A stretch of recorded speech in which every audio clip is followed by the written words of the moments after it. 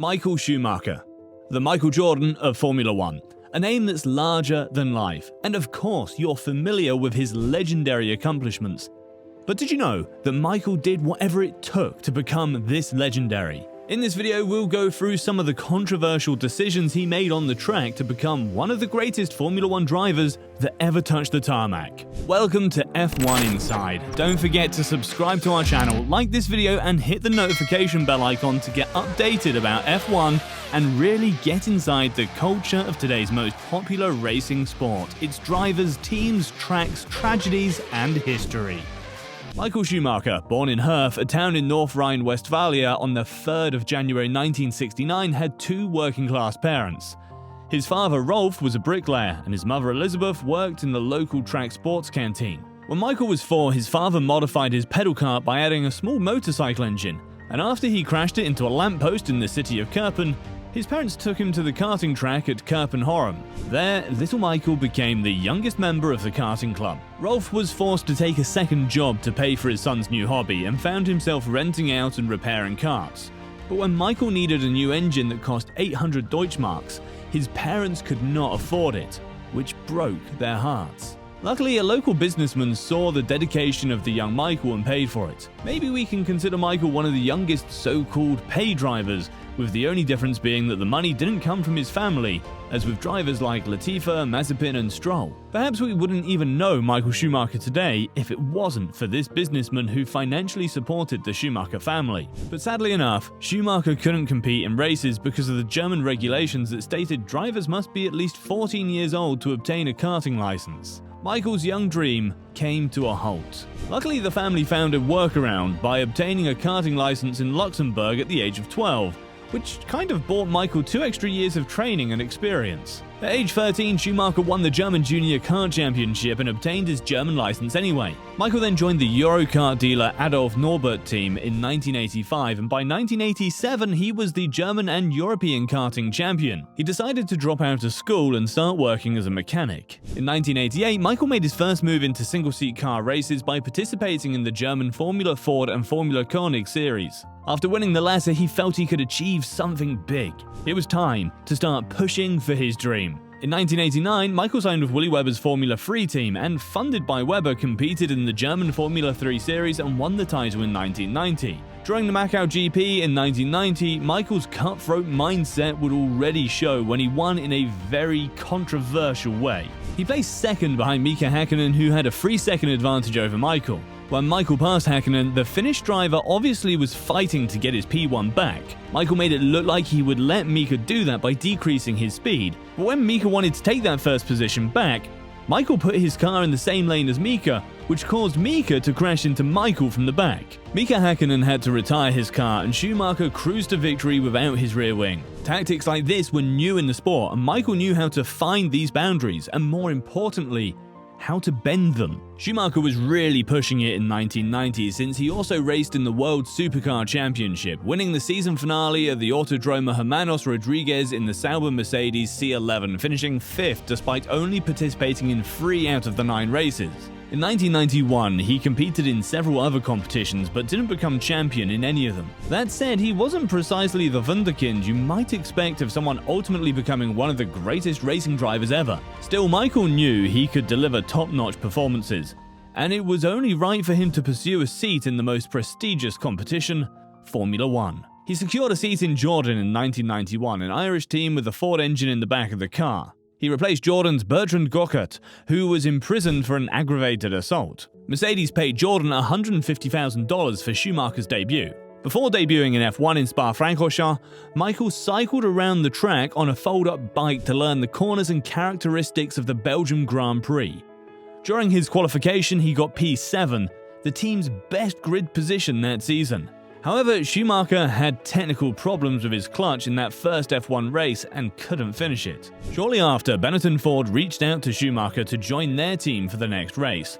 And even though Jordan filed a lawsuit in the British court to prevent Schumacher from leaving, they lost him to Benetton due to the final contract with Michael not being signed. The controversy brought Michael much attention from the press, and we all know there is no such thing as bad press. Schumacher finished his debut season in 1991 with 4 points out of 6 races, with his highlight being the Italian Grand Prix, where he was able to finish ahead of 3-time world champion Nelson Piquet. Then in 1992, Michael climbed the podium for the first time, finishing 3rd in the Mexican Grand Prix.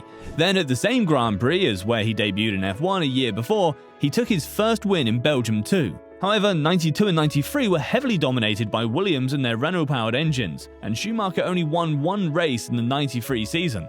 Nonetheless, that season brought him 9 podium finishes. In the other 7 races from the 16 in total, he had to retire his car due to technical issues. He finished that season in 4th place. 1994 and 95 were the defining years for Schumacher's career as he managed to win the F1 championship twice in a row for Benetton. However, the 94 season probably isn't one Michael will celebrate because of a tragedy that overshadowed the season. At the San Marino Grand Prix, both Roland Ratzenberger and Ayrton Senna died. Ratzenberger died at the qualification and Senna sadly passed away during the race. This traumatized Michael, not only because he lost a great friend and rival in Senna, but he was driving behind him when it happened. Some say it was due to the rivalry and Michael's talent that Senna felt he needed to push it harder and harder, eventually exceeding all limits and crashing. As if that wasn't enough, during the same 94 season, Schumacher and Benetton were accused of breaking the sport's technical regulations. It was also a season that had an anti-climax finale, bringing Schumacher his first F1 championship.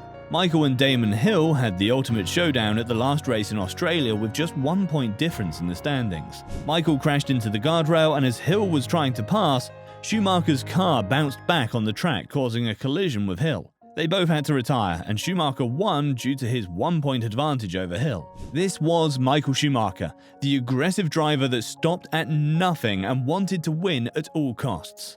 And even though it had brought him the championship, it also exposed the dangers of pushing boundaries in Formula 1. Schumacher successfully defended his title in 1995 as Benetton now raced with Renault engines just like Williams. This season, Schumacher ended with 33 points more than Hill, and thanks to teammate Johnny Herbert, Benetton secured its first Constructors' Championship as well, overturning the reign of McLaren and Williams. Then in 96, Schumacher felt it was time for a change and decided the colour red suited him quite well. He signed with Ferrari, and even though it's a legendary team, they hadn't won a Drivers' or Constructors' Championship since 1979 and 1983. And even with Michael, it wasn't all flashy from the get-go. In his first year with Ferrari, Michael finished 3rd, and in 97 he lost to Jacques Villeneuve in the last race when another controversial incident happened because of Michael. His Ferrari developed a coolant leak and loss of performance, and as Villeneuve was overtaking him, Michael decided to steer into Villeneuve's car.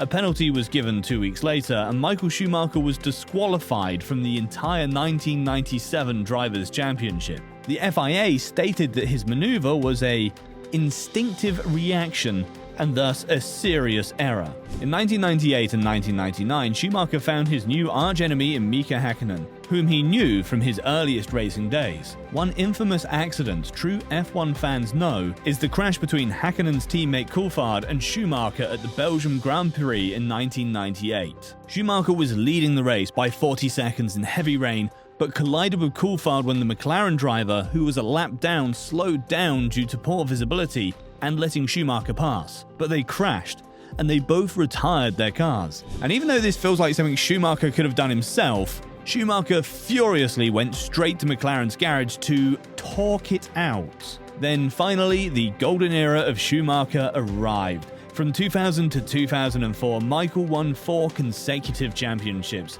and with his wins in 2000, he equaled the victories of his main idol, Ayrton Senna. Because of it, Michael broke into tears at the press conference after the Japanese Grand Prix. In 2001, Schumacher won the championship with 58 points ahead of P2, that being Coulthard, and in 2002 he even managed to end every single race with a podium. But this still is the story of Michael Schumacher. Even during his glory days, he was surrounded by controversy.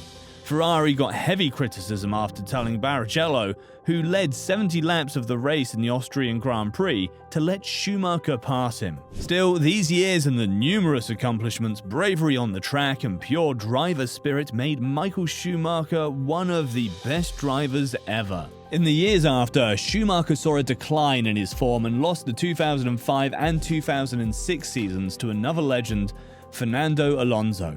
Michael didn't win that much anymore and felt it was time for him to retire. And as a true hero should, Michael, of course, made a comeback in 2010 to race for Mercedes. The team that took Michael under their wing when he first debuted in F1 back in '91. After the 2012 season, he retired for good. Then in 2013, a tragedy happened. Michael was skiing in the Alps and decided to cross an unsecured off-piste area. He fell, hitting a rock with his head. After laying in a coma, it's said he's still rehabilitating to this day. Hopefully enjoying his son Mick Schumacher racing for Haas F1 in 2021 and 2022. Michael Schumacher. It's because of his aggressive and passionate driving skills, constantly flirting and bending the rules and regulations, and bravery on the track, that he is one of the greatest ever to drive a Formula One car. What do you think of Michael Schumacher and his road to success? Does his aggressive style remind you of another champion we all know? Leave it in the comment section, and don't forget to subscribe to our channel, like this video, and hit the notification bell so you get updated about everything that's F1. We are F1 Inside, and thank you for watching.